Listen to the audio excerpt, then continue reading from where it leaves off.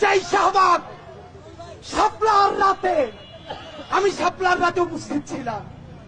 এই শাপলার কারণে আপনাদেরকে জানাই, এই শাহবাগ যখন চলে, আমি তখন ঢাকা বিশ্ববিদ্যালয়ের ছাত্র। আমার আব্বা আম্মা এলাকায় ঘুমাইতে পারতো না।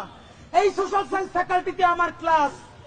এইখান থেকে ঢোকার সময় চারুকলার সামনে বড় বড় দাঁত, রক্ত, মানুষকে খাচ্ছে যেই ছবিগুলা, আমি তাকাই দেখি সেই ছবি আমার বাপের মতো ছবি।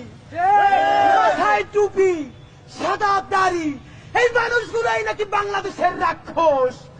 আমি সামনে দিয়ে যাইতে পারতাম না। এইখান থেকে মাথায় টুপি দিয়ে যাইতে ভয় লাগতো, কখন আমাকে শিবির বলে আমার জানটা শেষ কইরা দেয়।